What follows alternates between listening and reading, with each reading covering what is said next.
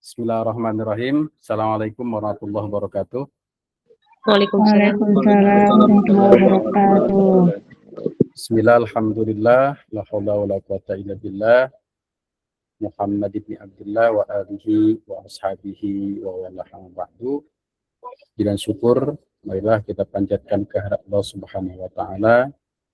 Salawat dan salam semoga tercurah limpahkan pada junjungan kita Nabi besar Muhammad sallallahu alaihi wasallam. Selanjutnya, sebagaimana biasa kita melaksanakan perkuliahan pada jam 14.30 untuk kelas 2C2 pada mata kuliah pengantar ilmu pendidikan Islam. Sebelum kita lanjut pada perkuliahan, kita akan melihat kelas kita dulu. Ya. Jangan lupa untuk rekan-rekan sekalian mengisi kehadiran, ya. Link kelas sudah saya buatkan di kampus. Nah, kemudian sekarang kita sudah masuk pada pertemuan keempat. Nah, setiap pertemuan ini jangan lupa ya, pada pertemuan pertama kita sudah buatkan tugas dan link ya terkait dengan pengumpulan tugas. Nah, materi keempat ini sudah ada saya sisipkan dalam materi kelas. Ya, insya Allah kita akan berdiskusi tentang landasan filosofis dan historis pendidikan Islam.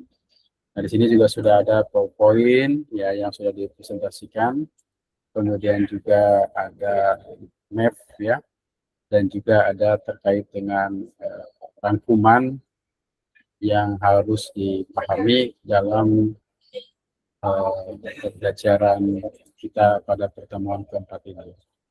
Nah, sebelumnya saya ingin tanya dulu, apakah di pertemuan keempat ini sudah ada yang siap untuk presentasi?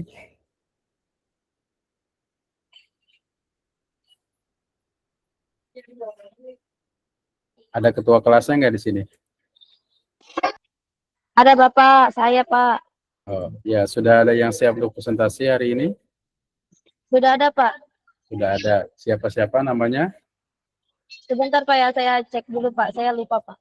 Oh ya, silahkan dicek dulu yang presentasi pada hari ini. Harus disiapkan ya, agar dipersiapkan terlebih dahulu untuk presentasinya, karena kita akan berdiskusi tentang landasan historis, filosofis, pendidikan Islam sebagai pengantar, sebagai bagian dari judul pengantar mata kuliah pengantar ilmu pendidikan Islam. Oke, bagaimana tadi sudah dicek?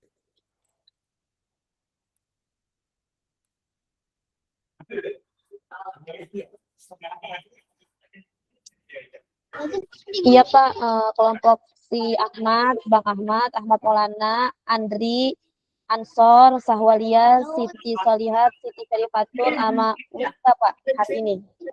Ya, siapa nama-namanya? Ahmad doang Pak. Ahmad Pak. Ya, kemudian Ahmad Maulana, Andri, ya, Ansor,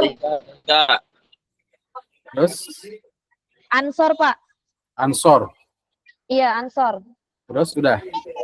Sahwalia, Siapa? Sahwalia Pak. Terus Siti Solihat Pak. Siti Solihat, ya. Terus sama Siti Syarifatul Pak. Siti Syarifatul. Dan Wiska Pak. Banyak sekali ya. Ya, Ya, Pak, oke. gitu Pak. Ini untuk dua pertemuan ya, pertemuan keempat dan kelima ya. Apa untuk 4 saja?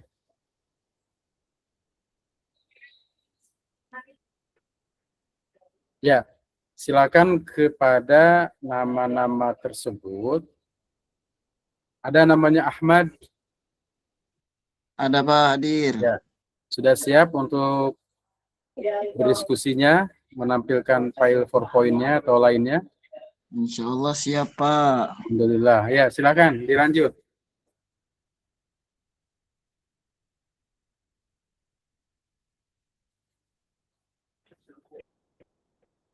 Ya, sambil mempersiapkan Ahmad, ini ada Andri. Ada Andri? Ada Pak hadir. Alhamdulillah ya, nanti sama-sama Ahmad, Andri, Ansar, dan yang lainnya nanti untuk diskusi terkait dengan landasan filosofis dan historis pendidikan Islam. Jangan lupa nanti file atau PowerPoint yang sudah saudara buat di-upload pada link kelas yang sudah disiapkan pada pertemuan pertama, walaupun berkelompok, namun uploadnya sendiri-sendiri atau masing-masing sesuai dengan akunnya, walaupun filenya ada ke sana. Ya, silakan.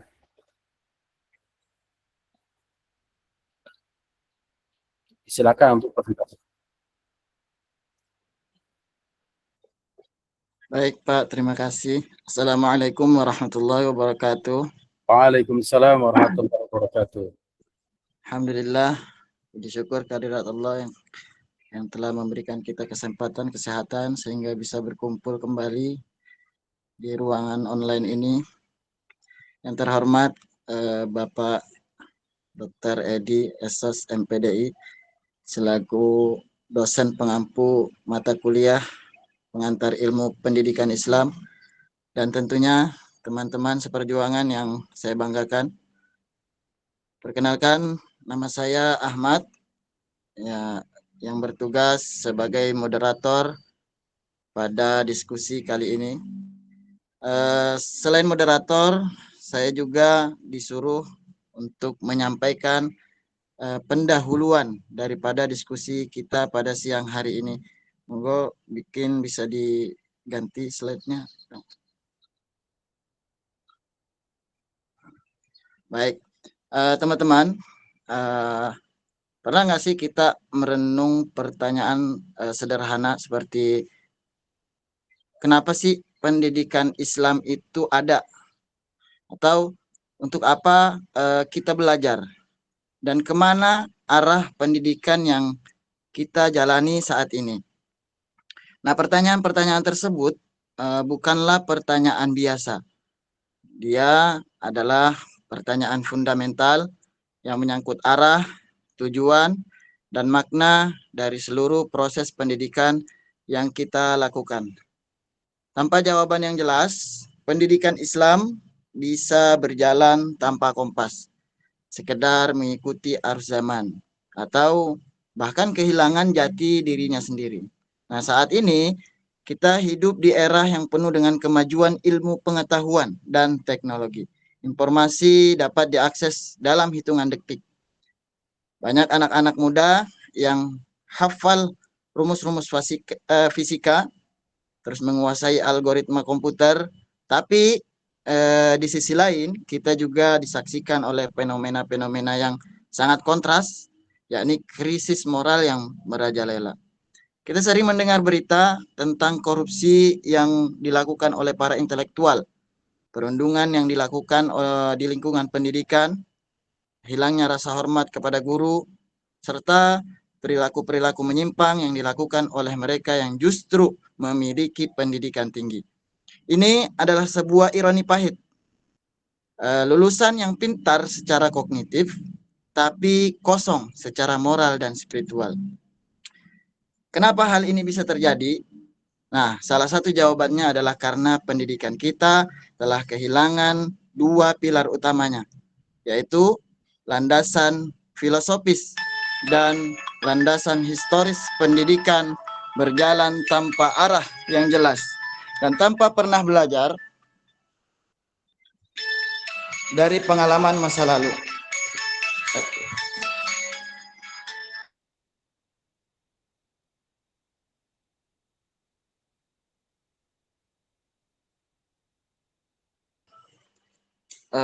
Mohon maaf, tadi ada gangguan. Nah, teman-teman, maka dari itu topik yang kami bawakan pada siang hari ini bukan topik yang yang kering atau cuma teoritis belaka.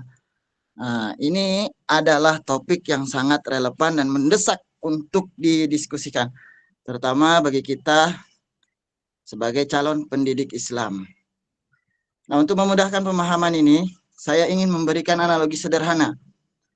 Bayangkan kita hendak membangun sebuah rumah yang kokoh dan indah. Apa saja yang kita perlukan? Nah, yang pertama adalah landasan filosofis. Landasan filosofis itu ibarat arsitektur dan cetak biru rumah tersebut. Dia menjawab pertanyaan, rumah seperti apa yang pengen kita bangun? Untuk apa rumah itu? Dan nilai-nilai apa yang akan kita tanam di dalamnya? Nah, tanpa arsitektur yang matang, rumah akan dibangun asal-asalan. Kamar tidur diletakkan di dapur atau pondasinya tidak kuat. Nah, yang kedua, landasan historis. Nah, itu ibarat pengalaman dari pembangunan rumah-rumah sebelumnya yang sudah berdiri. Ada yang runtuh, ada yang kokoh. Nah, kita belajar dari kegagalan masa lalu. Jangan gunakan material yang rapuh. Jangan bangun di atas tanah yang labil. Kita juga belajar dari kesuksesan masa lalu. Kenapa rumah-rumah tua di Yogyakarta atau Timur Tengah masih berdiri kokoh hingga ratusan tahun. Nah, pendidikan Islam juga sama. Tanpa landasan filosofis, kita kehilangan arah. Tanpa landasan historis, kita akan mengulang kesalahan yang sama berulang-ulang. Nah, teman-teman, secara singkat, yang dimaksud dengan landasan filosofis pendidikan Islam adalah dasar pemikiran yang mendalam dan sistematis tentang hakikat manusia, atau yang kita sebut sebagai ontologi. Terus ada juga sumber dan cara memperoleh pengetahuan, yakni epistemologi, serta nilai dan tujuan pendidikan, yakni aksiologi. Nah, 3 cabang filsafat ini menjadi pisau analis di kelompok kami dalam menilai apakah praktik pendidikan Islam saat ini sudah on the track atau justru menyimpang. Sedangkan landasan historis pendidikan Islam adalah kajian tentang perjalanan panjang pendidikan Islam dari masa ke masa, mulai dari masa Nabi Muhammad SAW yang sederhana namun penuh keteladanan. Nah, ada juga masa keemasan ketika di Baghdad dan Cordoba menjadi pusat peradaban dunia. Masa kemunduran ketika umat Islam terjebak dalam sikap taklid dan stagnasi. Hingga konteks kekinian di Indonesia dengan pesantren-pesantrennya yang harus beradaptasi dengan modernisasi. Nah, dari latar belakang yang telah kami sampaikan tadi. Kalau slide-nya bisa ditampilkan nggak slide-nya? Tampil ya, kalau di saya tidak ada kelihatan. Di lain kelihatan nggak yang lain? Ada, Pak. Oh, ada ya, oke lanjut. Mungkin saya aja nih. Dari latar belakang telah kami sampaikan tadi, itu ada 4 rumusan masalah yang akan kami jawab dalam presentasi ini. Yang pertama, apa yang dimaksud dengan landasan filosofis pendidikan Islam dan bagaimana 3 cabangnya, yakni ontologi, epistemologi, aksiologi, itu bisa diaplikasikan. Nah, yang kedua, apa yang dimaksud dengan landasan historis pendidikan Islam dan apa saja fase-fase penting dalam perkembangannya. Dan yang ketiga, bagaimana perkembangan pendidikan Islam dari masa Nabi hingga masa modern kita saat ini di Indonesia. Terus yang keempat, bagaimana hubungan erat antara landasan filosofis dan historis, serta apa pelajaran yang bisa kita ambil untuk memperbaiki pendidikan Islam saat ini. Adapun tujuan dari presentasi kami adalah agar teman-teman sekalian tidak hanya memahami definisi-definisi abstrak, tapi juga mampu mengaitkan teori dengan realitas yang kita hadapi sehari-hari. Kami ingin mengajak teman-teman berpikir kritis, apakah pendidikan yang kita jalani sekarang sudah mencerminkan filosofi Islam, atau apakah sudah berjalan dari sudah belajar dari kejayaan masa lalu, dan yang paling penting apa yang bisa kita lakukan sebagai calon pendidik. Baik, dalam kegiatan diskusi hari ini akan berlangsung dalam beberapa sesi pemaparan oleh para pemateri yang akan disampaikan secara bergantian, lalu ada sesi tanya jawab dan diskusi interaktif, dan yang ketiga ada penutup dan kesimpulan. Kepada para pemateri, kami persilahkan untuk menyampaikan isi daripada pembahasan kita pada siang hari ini.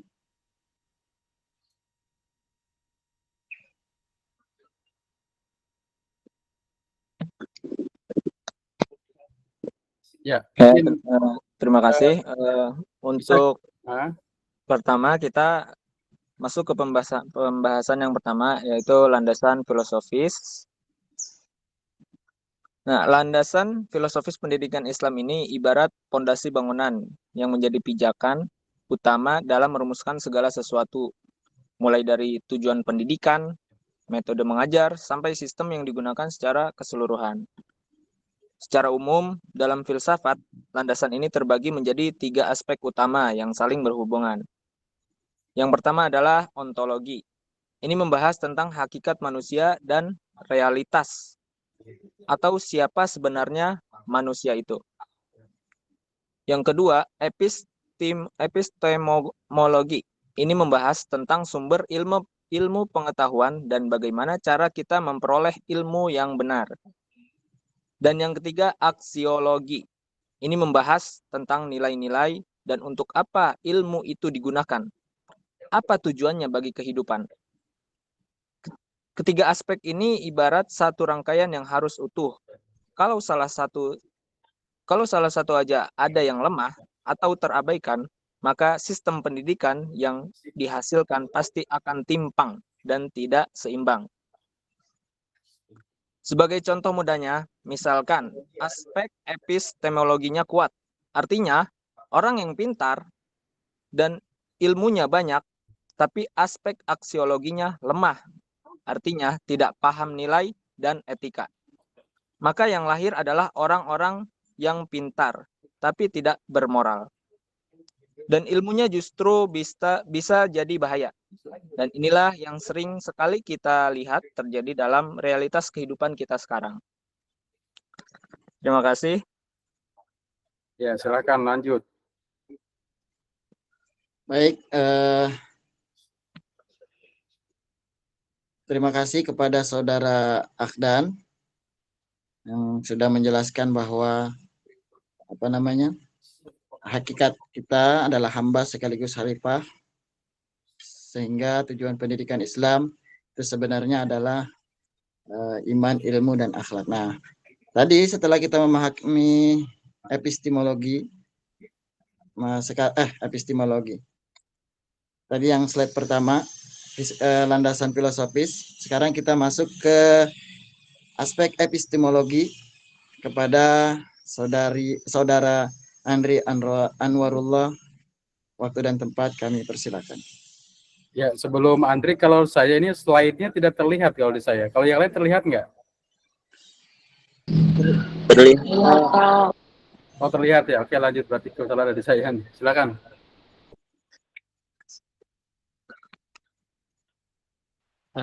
Baik, terima kasih kepada moderator atas waktunya. Untuk landasan yang pertama, itu bagi saya yang pertama ontologi. Ontologi ini membahas tentang hakikat manusia dan tujuan pendidikan. Dalam Islam, manusia dipandang sebagai makhluk yang memiliki peran utama, yaitu sebagai abdullah, yakni hamba Allah Subhanahu wa Ta'ala. Dan yang kedua, sebagai khalifah di muka bumi. Oleh karena itu, pendidikan Islam tidak hanya bertujuan untuk mencerdaskan manusia saja, tetapi juga membentuk manusia yang beriman, yang berakhlak, dan juga bertanggung jawab terhadap kehidupan sosial. Namun, sangat disayangkan dalam praktek pendidikan modern ini, seringkali aspek spiritual kurang mendapatkan perhatian. Pendidikan lebih menekankan pada aspek kognitif, sehingga pendidikan Islam yang holistik belum sepenuhnya tercapai. Mungkin itu sedikit uraian ontologi, dan saya kembalikan kepada moderator. Terima kasih. Baik, terima kasih atas penjelasan daripada ontologi dan sumber ilmu, yakni epistemologi. Nah, maka pertanyaan paling krusial yang kita dengarkan tadi itu, untuk apa semua ilmu itu? Kemana arah pendidikan Islam kita? Nah, ini adalah ranah daripada penjelasan epistemologi. Saya persilakan kepada saudari Irsa untuk menjelaskan apa itu epistemologi.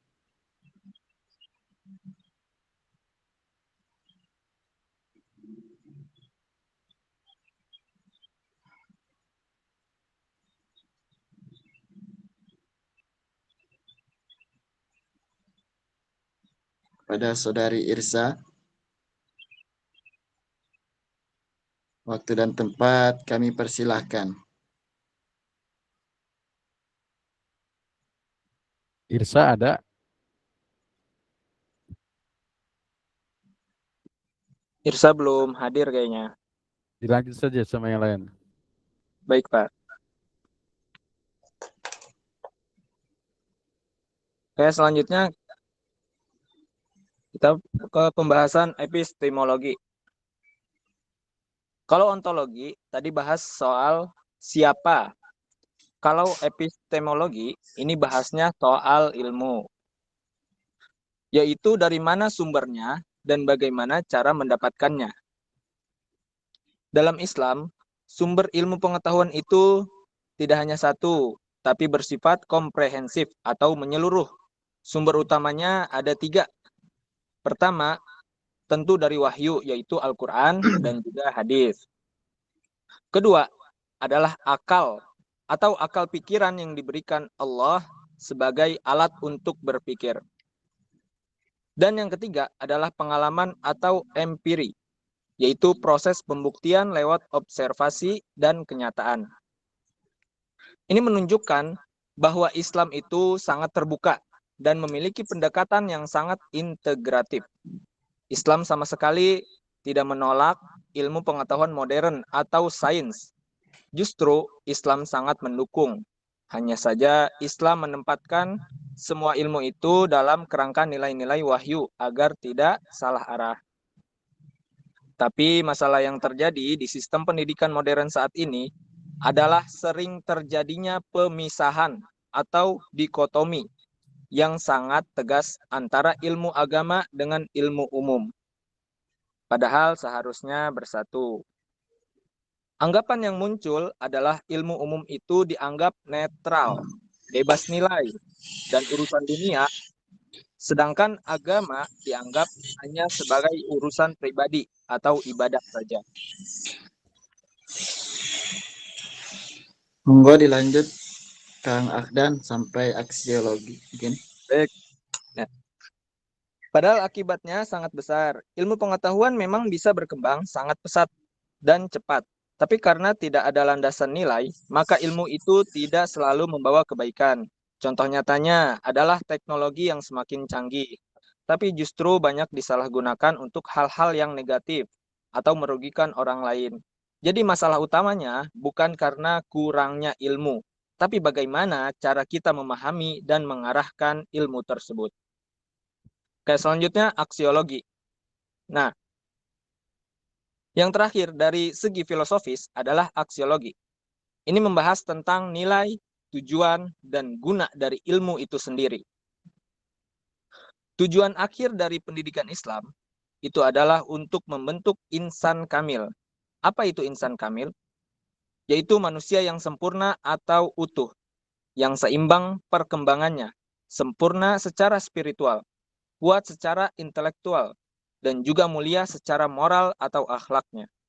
Jadi prinsipnya, ilmu itu tidak hanya sekedar untuk diketahui atau dihafal saja, tapi ilmu itu harus diamalkan, harus bermanfaat, dan bisa membawa dampak baik bagi kehidupan.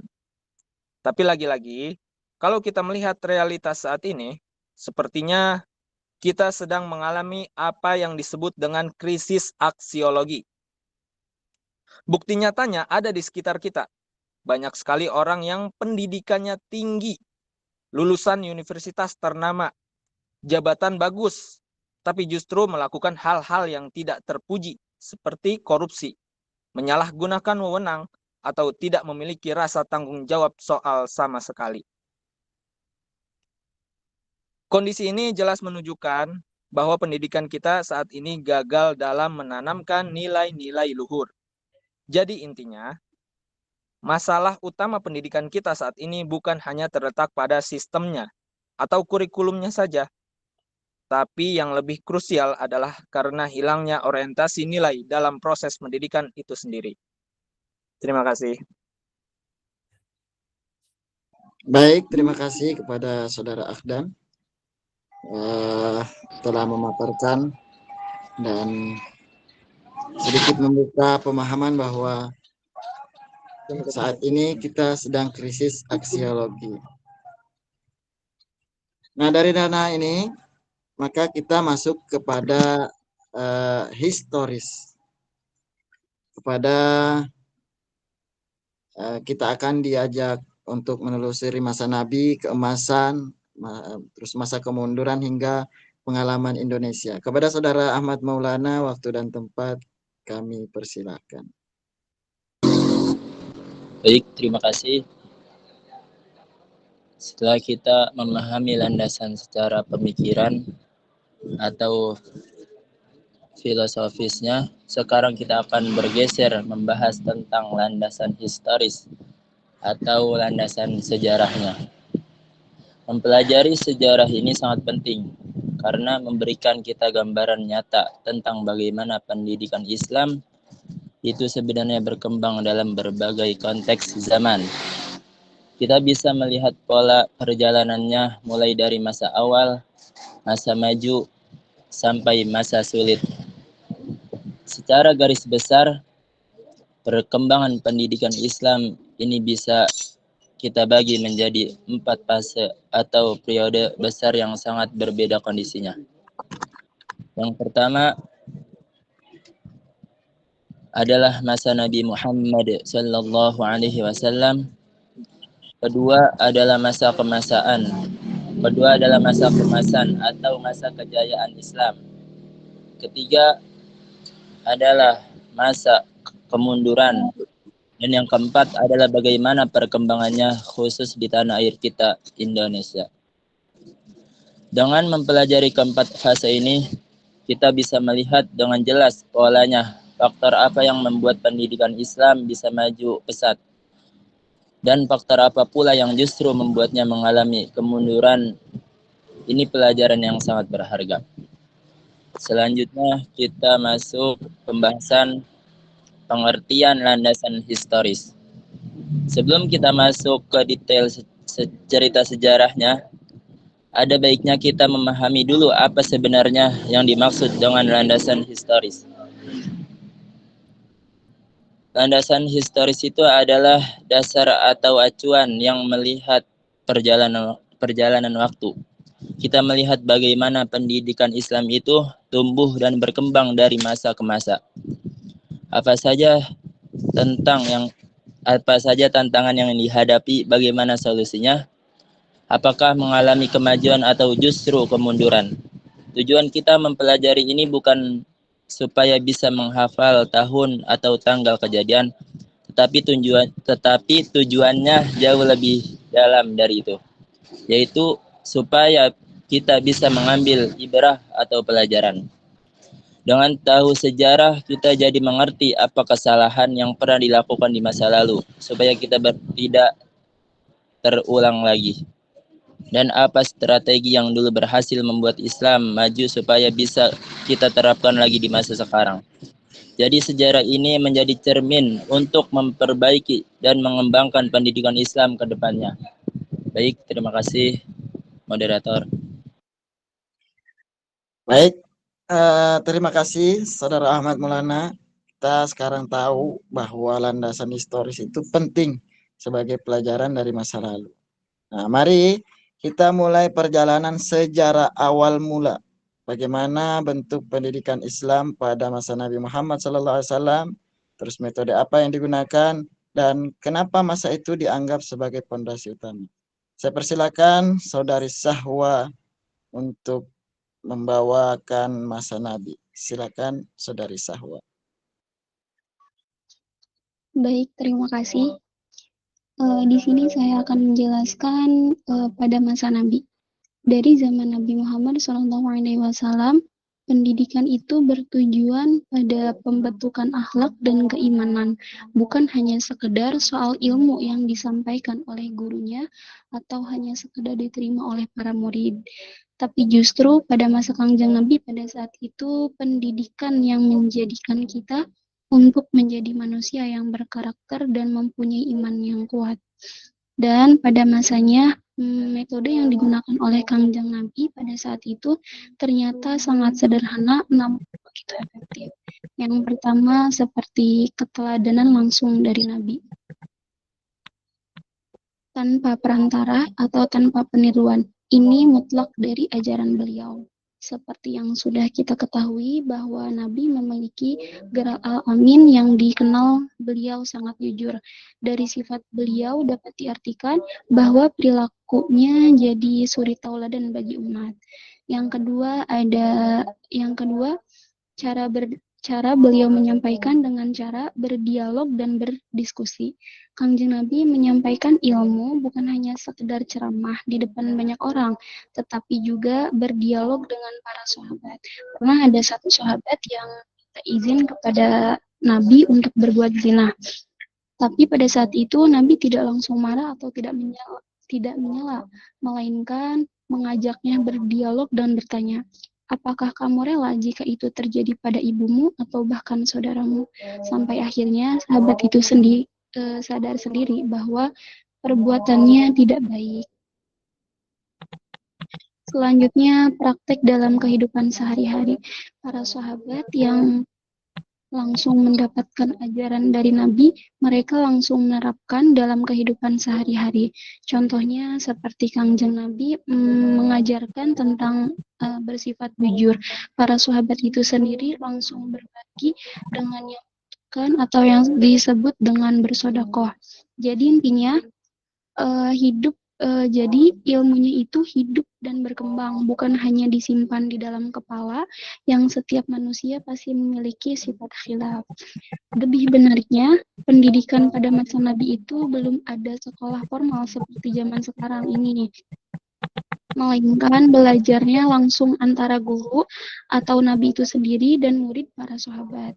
Jadi proses belajarnya sangat terasa dekat dan lebih masuk ke hati dan dapat menghasilkan ilmu yang sangat luar biasa. Pada masa Kangjeng Nabi akan tumbuh menjadi generasi terbaik karena memiliki kuat dalam keimanannya, luas dalam pemahamannya, dan sangat tinggi dalam edukasi atau akhlaknya. Dari sini kita bisa menyimpulkan bahwa pendidikan yang bagus itu tidak harus mempunyai fasilitas yang mudah, melainkan dinilai dari apa yang diajarkan, bagaimana cara mengajarnya, dan keteladanan dari gurunya. Mungkin cukup sekian yang bisa saya sampaikan. Terima kasih.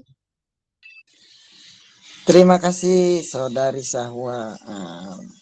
Setelah masa Nabi yang membangun pondasi akhlak tadi, kita dengarkan bersama.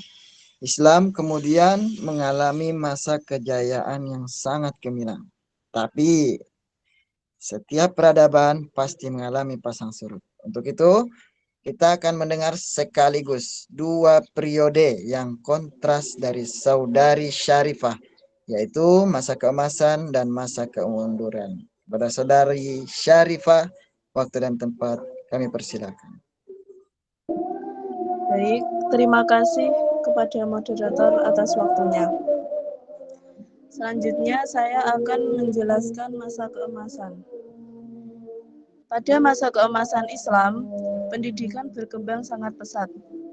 Muncul berbagai lembaga pendidikan seperti madrasah dan pusat keilmuan. Bayangkan, sebuah masa di mana Baghdad dan Andalusia menjadi magnet intelektual dunia. Pendidikan bukan sekedar menghafal, melainkan eksplorasi tanpa batas melalui institusi legendaris seperti Baitul Hikmah dan universitas pertama di dunia. Keajaiban pada masa ini terletak pada harmoni intelektual, yaitu yang pertama filsafat dan logika, yang menjadi jembatan untuk memahami wahyu. Yang kedua, pada bidang kedokteran, salah satunya yaitu Ibnu Sina menulis The Canon of Medicine yang menjadi standar Eropa selama berabad-abad. Yang ketiga, pada bidang matematika, yaitu penemuan angka 0 dan aljabar yang mengubah wajah sains modern. Dan yang terakhir pada bidang sains, yaitu observasi astronomi yang luar biasa presisi. Yang paling penting, pada masa ini tidak ada dikotomi atau pemisahan antara ilmu agama dan ilmu umum. Semua ilmu dianggap sebagai bagian dari pencarian kebenaran. Tidak ada garis pemisah antara ilmu agama dan ilmu umum. Bagi mereka, membedah anatomi tubuh atau menghitung peredaran bintang adalah bentuk ibadah untuk mengagumi kebesaran Sang Pencipta. Inilah yang membuat peradaban Islam menjadi maju dan menjadi rujukan dunia. Kemudian masa kemunduran.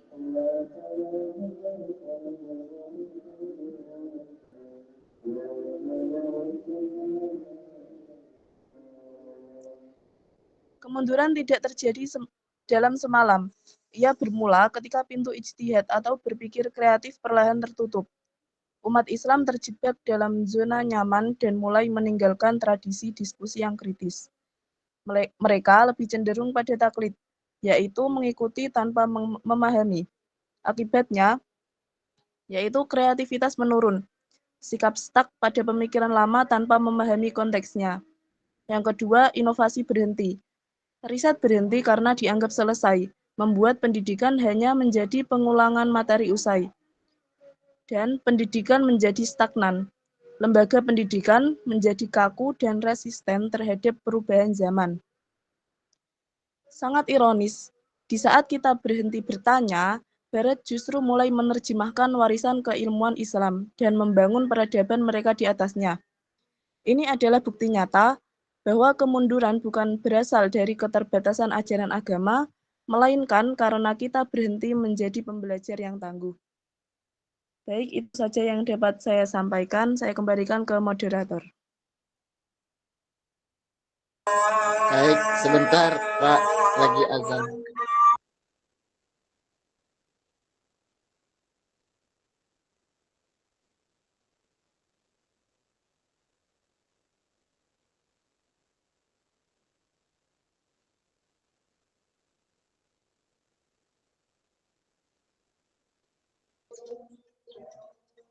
Terima kasih Saudari Syarifah, sangat jelas.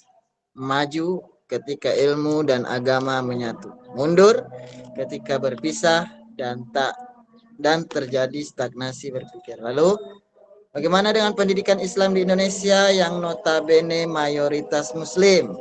Apakah kita berada di fase keemasan, kemunduran, atau sedang bertransisi?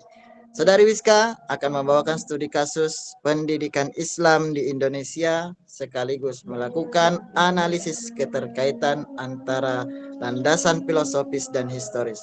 Kepada Saudari Wiska, kami persilahkan. Baik, terima kasih kepada moderator. Langsung saja, Indonesia Studi Kasus. Pesantren di Indonesia menjadi sangat penting untuk perkembangan pendidikan Islam di Indonesia. Pesantren memiliki peran untuk membentuk karakter dan menjaga nilai-nilai keislaman. Pesantren sudah ada sejak awal perkembangan Islam di Indonesia dan berkembang pesat pada masa dakwah para ulama termasuk Wali Songo, kerajaan Islam seperti Kerajaan Demak. Pesantren menjadi pusat penyebaran Islam, pendidikan masyarakat, perlawanan terhadap penjajahan pada masa kolonial. Lalu di pesantren juga dapat dibentuk akhlak kuat yang baik,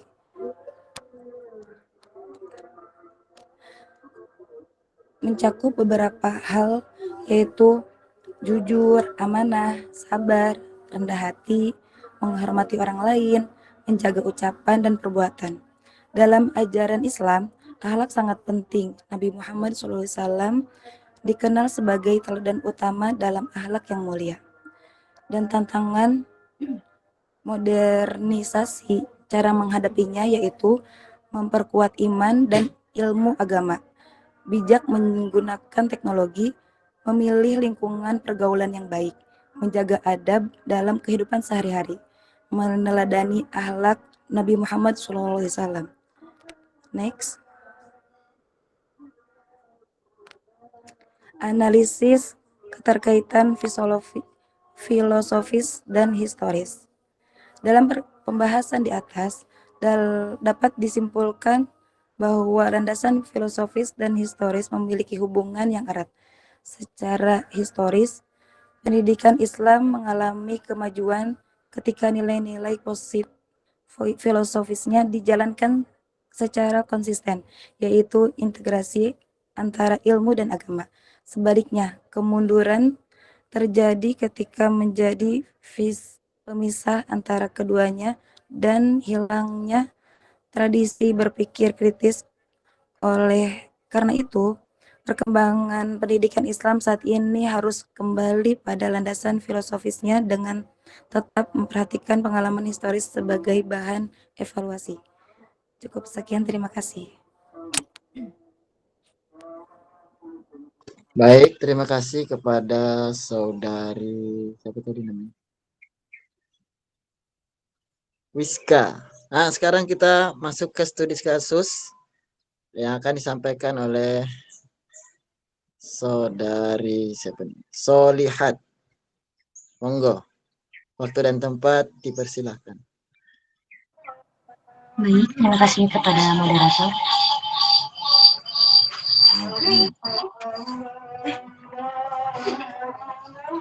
Sebagai bahan diskusi, kami mengangkat kasus banyak lulusan pendidikan Islam yang memiliki kemampuan akademik tinggi, tetapi masih mengalami krisis moral. Pertanyaannya adalah, apakah ini kegagalan sistem pendidikan atau justru kegagalan dalam penerapan nilai?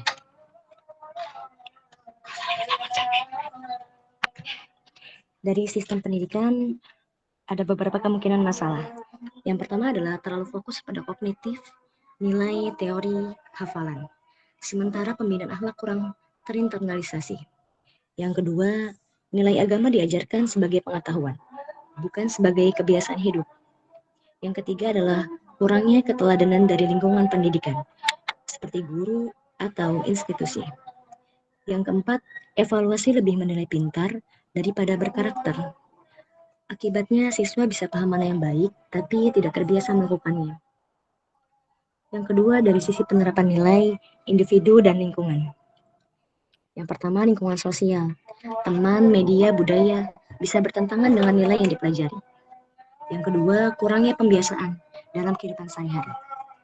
Yang ketiga adalah nilai agama tidak menjadi kesadaran internal, iman dan integritas, tapi hanya formalitas. Jadi masalahnya bukan sekadar pendidikan gagal atau individu yang gagal, tapi nilai belum benar-benar diinternalisasi dan dipraktikkan secara konsisten, baik oleh sistem maupun individu. Maka solusinya adalah pendidikan harus menyeimbangkan antara ilmu dan karakternya. Yang kedua, menekankan keteladanan atau uswah, bukan hanya ceramah. Yang ketiga adalah mendorong pembiasaan nyata, praktik nilai dalam kehidupan. Yang keempat atau yang terakhir adalah kolaborasi antara sekolah, keluarga, dan masyarakat. Mungkin cukup sekian dapat saya sampaikan. Terima kasih, saya kembalikan kepada moderator. Baik, terima kasih yang sebesar-besarnya kepada seluruh pemateri daripada kelompok 2 juga apresiasi untuk teman-teman yang telah menyimak dengan baik. Kesimpulan daripada pemaparan kita hari ini yakni landasan filosofis, yakni ontologi, epistemologi, dan aksiologi mengajarkan bahwa pendidikan Islam harus holistik, iman, ilmu, dan akhlak. Yang kedua, landasan historis mengajarkan bahwa keberhasilan pendidikan Islam terjadi saat nilai-nilai filosofis itu dijalankan secara utuh, dan kegagalan terjadi saat terjadi dikotomi atau pemisahan ilmu agama dan ilmu umum, serta hilangnya semangat kritis. Sekarang kita memasuki sesi diskusi. Tadi di slide disebutkan ada kasus lulus pintar tapi krisis moral. Nah, ini adalah bukti nyata dari kegagalan integrasi. Saya buka kesempatan untuk teman-teman bertanya, untuk memberikan tanggapan. Bagi yang ingin bertanya, silakan angkat tangan dan sebutkan namanya. Monggo, mungkin ada yang ingin bertanya. Ya, silahkan. Jika ada rekan-rekan yang mau bertanya. Atau mungkin mau menambahi.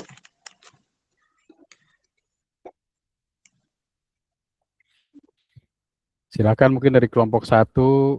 Sudah ada itu. Baik, Saudari Lailatus Sa'diyah. Izin bertanya, apakah konsep insan kamil itu masih realistis untuk dijadikan tujuan pendidikan di era modern yang serba pragmatis? Mohon maaf, bisa pelan-pelan sedikit aja. Boleh.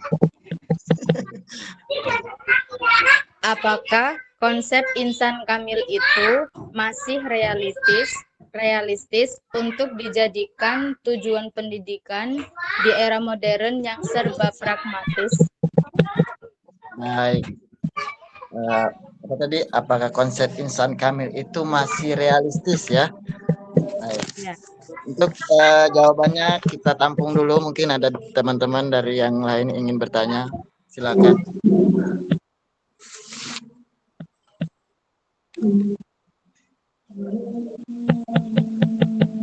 Monggo teman-teman nanya apa-apa. Jangan malu-malu.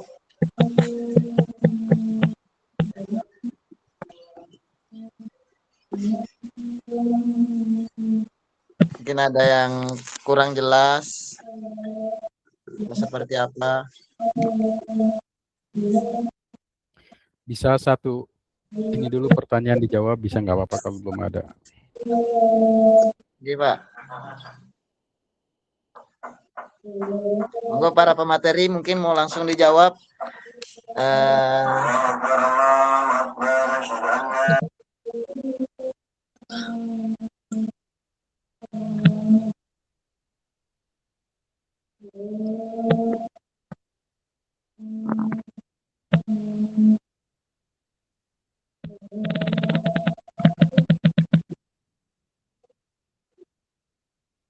Monggo para pemateri mungkin bisa langsung dijawab atau mungkin seperti apa?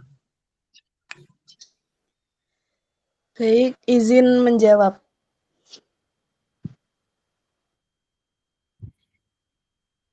Izin menjawab dari pertanyaan Teh Laila, yaitu apakah konsep insan kamil itu masih realistis untuk dijadikan tujuan pendidikan di era modern yang serba pragmatis? Jawabannya, ya. Di era modern, insan kamil tetap realistis jika dipandang sebagai arah atau standar kualitas diri, bukan sebagai target yang harus 100% tercapai seketika. Ini adalah upaya agar manusia tetap menjadi manusia di tengah sistem dunia yang seringkali mekanis. Menjadikan insan kamil sebagai standar kualitas diri di era modern adalah sebuah tindakan perlawanan atau resistens terhadap pendangkalan makna manusia. Ia realistis karena ia tidak menuntut kita menjadi malaikat, melainkan menuntut kita untuk tidak pernah berhenti menjadi manusia yang terus mendaki menuju versi terbaiknya di tengah tarikan gravitasi materialisme yang kuat. Baik, apakah cukup, Teh Laila? Gimana Teh Laila? Ya, Boleh Kakak cukup. Makasih banyak. Alhamdulillah.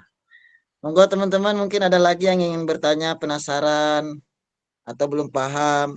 Silakan.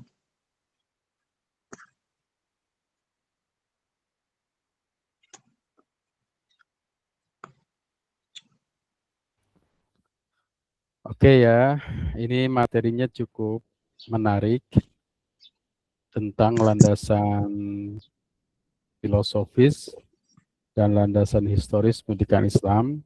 Dan tadi sudah dipaparkan cukup baik oleh teman-teman sekalian. Dan juga tadi sudah berbagi peran ya terkait dengan landasan filosofis dan juga landasan historis. Karena memang dari rekan-rekan ini mungkin malu-malu untuk bertanya atau mungkin belum bertanya. Saya sedikit mengulas ya terkait dengan landasan filosofis dan landasan historis. Yang pertama terkait dengan landasan filosofis, tadi sudah disampaikan itu ya, terkait dengan filsafat ya, di mana berbicara tentang hakikat, ada ontologi, ada epistemologi, dan juga ada aksiologi. Kalau kita sederhanakan, ontologi itu adalah suatu filsafat atau realitas ya dari sesuatu yang ingin diketahui. Jadi ontologi fokusnya di situ. Kemudian ontologi itu memfokuskan itu pertanyaan pada apa. Apa yang ingin diketahui. Itu ontologi. Kemudian yang kedua ada epistemologi. Ya, epistemologi itu bahasa sederhananya tadi sudah dipelajari dari sumber ya. Metode, validitas, atau lainnya. Jadi kalau ontologi apa, maka epistemologi itu pertanyaannya bagaimana ya? Bagaimana cara mendapatkan pengetahuan tersebut? Kemudian kalau kaitan dengan aksiologi, fokus aksiologi itu adalah etika. Kalau etika, pertanyaannya berarti untuk apa pengetahuan disusun. Jadi apa, bagaimana, untuk apa. Ontologi, epistemologi, dan aksiologi. Nah, perlu juga diketahui ya bahwa pendidikan Islam itu dalam konteks sejarahnya itu sangat berbeda dengan konteks sejarah Barat. Dalam Islam tadi sudah disebutkan pertumbuhan ilmu, pengetahuan, dan teknologi menyatu. Tidak ada dikotomi, pertentangan.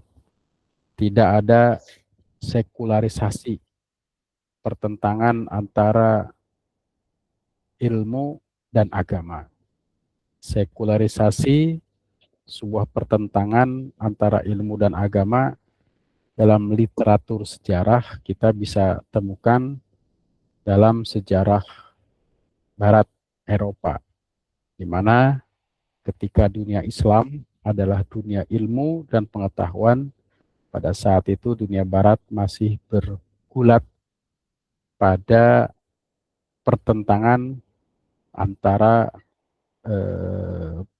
agama dan pengetahuan dunia, di mana mereka berpandangan ya, dalam ilmu sejarah kita lihat ada teori tentang bumi sebagai pusat tata surya, karena di bumi mereka meyakini Tuhan dilahirkan di bumi.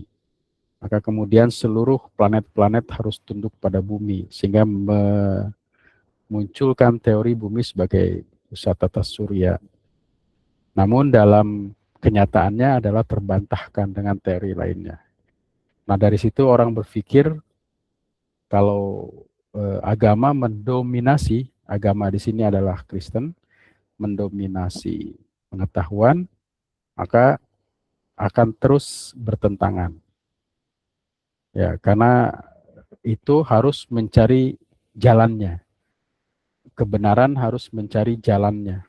Maka muncullah pertentangan antara mana kehidupan dunia, mana kehidupan akhirat, yang dikenal dengan istilah sekularisasi. Bahkan pada masa itu, ya kita mengenal di Eropa itu para ahli-ahli agama, para pendeta pintar sekali membuat alat-alat ya dalam tanda kutip penyiksaan terhadap orang-orang yang menentang pandangannya dengan istilah inkuisisi. Nah, saudara bisa cari itu inkuisisi itu di mesin pencari seperti apa. Nah, Islam tidak gitu, tidak seperti itu. Islam maju pada saat itu sebagaimana disampaikan memang tidak ada dikotomi antara ilmu pengetahuan dan ilmu agama itu sendiri. Jadi suatu kesatuan karena mereka memahami bahwa ilmu itu bersumber dari satu, yaitu dari Tuhan, dari Allah Subhanahu wa taala. Dan ilmu itu juga diisyaratkan dalam Al-Qur'an yang merupakan syarat landasan normatif ya, landasan wahyu Al-Qur'an dan Al-Hadis. Nah, dari Al-Qur'an hadis inilah ya yang memberikan inspirasi kepada umat Islam untuk melakukan ekspansi terhadap pengetahuan dan akal itu sendiri. Ya, jadi sumber pengetahuan wahyu akan mencapai kebenaran dan sumber pengetahuan akal pun akan mencapai kebenaran. Walaupun dalam proses perjalanannya antara wahyu dan akal itu ada pertentangan ya. Nah, tapi paling tidak Islam adalah agama yang rasional, yang sangat mendasarkan segala sesuatu berdasarkan atas akal. Karena itu perintah dalam Al-Quran seringkali kita mendapatkan perintah afala ta'qilun, afala tatafakkarun, ya ulil albab. Orang yang berpikir disebut ulil albab, orang yang memiliki kecerdasan. Hal yastawil ladzina ya'lamun wal ladzina la ya'lamun. Apakah sama orang yang berilmu dan orang yang tidak berilmu? Itu adalah sebuah pertanyaan yang terlihat sederhana, namun perlu kita pikirkan secara mendalam. Nah, peradaban Islam ya secara filosofis memiliki landasan yang cukup kuat. Pengetahuan yang didalami, yang dipahami, yang dipelajari itu juga memiliki kekuatan dalam tek wahyu. Artinya ketika kita mempelajari ilmu itu, maka kita termasuk orang-orang yang baik, yang terpilih. Maka kemudian ajaran Islam itu adalah ajaran yang berkembangnya sesuai dengan perkembangan ilmu. Ya, maka kemudian pada pas-pas awal bagaimana sistem keilmuan itu begitu hebat.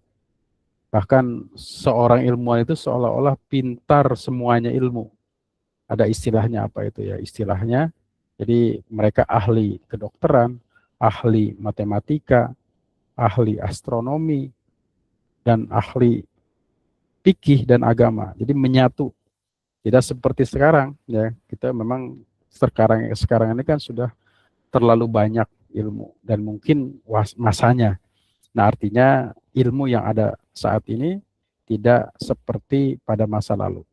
Dan berkembangnya ilmu itu karena memang olah pikir manusia dan dikenal dengan ilmu filsafat. Ya, ilmu filsafat juga sangat dianjurkan dalam Islam. Karena itu tokoh-tokoh pengetahuan Islam itu juga di awalnya itu adalah mereka ahli-ahli filsafat.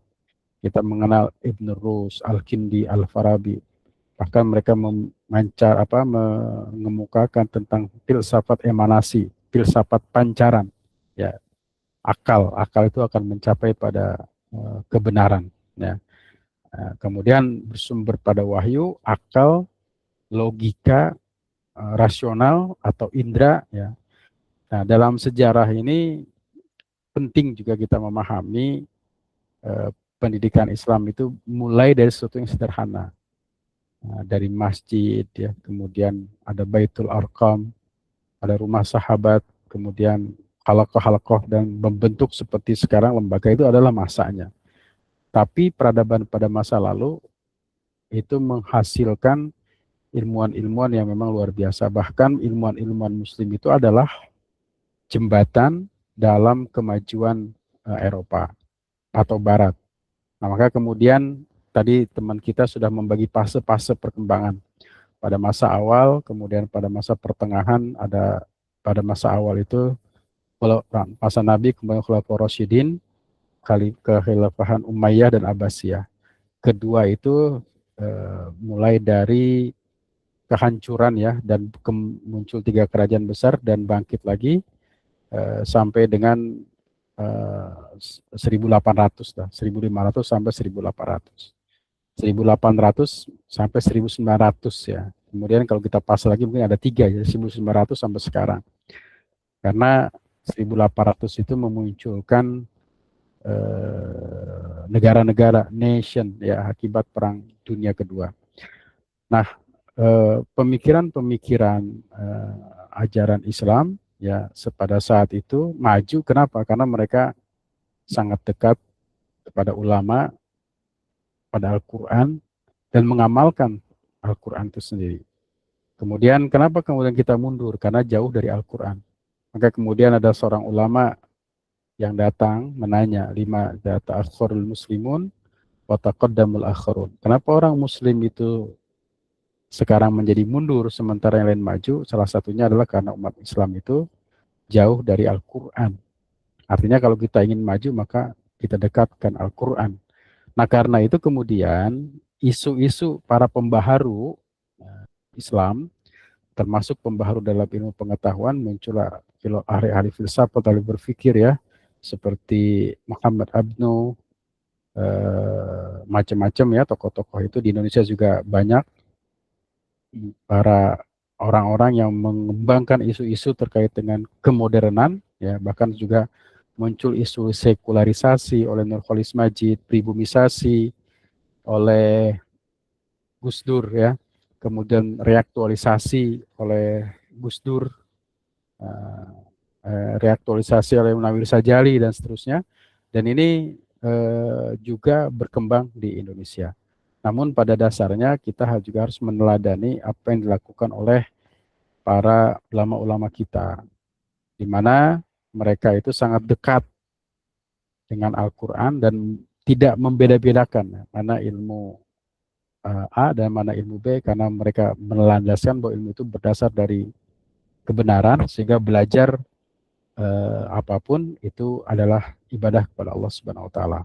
Maka kemudian penting bagi kita untuk menguasai, ya, memahami hal-hal yang terkait dengan informasi bagaimana kita bisa meneladani para ulama-ulama kita masa lalu, sehingga proses saat ini menjadi inspirasi bahwa pendidikan Islam itu memiliki arah yang jelas, seperti konsep tarbiyah, konsep taklim, dan konsep ta'dib yang pernah kita sampaikan.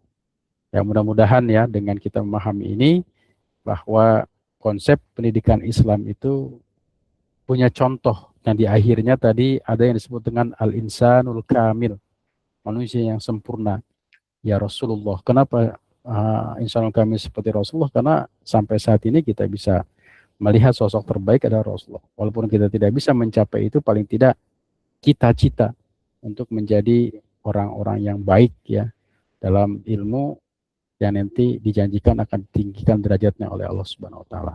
Nah, teman-teman sekalian, itu saja mungkin, ya, pertemuan kita pada hari ini. Saya hanya mengulas sedikit saja, kalau memang tidak ada yang berdiskusi. Terima kasih atas presentasinya yang sudah baik, ya. Jangan lupa nanti untuk mengisi kehadiran di kelas, dan bagi yang presentasi untuk bisa mengupload pada link kelas sesuai dengan akunnya masing-masing. Terima kasih atas perhatiannya. Mohon maaf atas segala kekurangan. Akhir kalam, assalamualaikum warahmatullahi wabarakatuh. Waalaikumsalam warahmatullahi wabarakatuh.